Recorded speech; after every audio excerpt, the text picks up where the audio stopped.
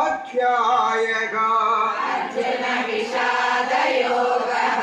धृतराष्ट्र उवाच धर्मक्षेत्रे कुरुक्षेत्रे समवेतायुत्सवः मामकः पाण्डवाश्चैव किमकुर्वत सञ्जय उवाच दृष्ट्वा तु पाण्डवानीकं व्यूढं दुर्योधनस्तदा आचार्यमुपसङ्गम्य राजा वचनमब्रवीत् पश्यैतां पाण्डुपुत्राणाम् आचार्यमहतीं च मूम् द्रुपदपुत्रेण समशिष्येण धीमता अत्र शूरा महेश्वासा भीमार्जुन समायुधि विराटश्च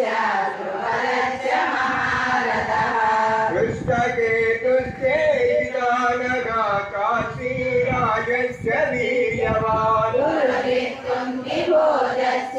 शैब्यश्च नरपुङ्गवः युधा मन्युश्च विक्रान्तमुत्तमौजाश्च वीर्यवान्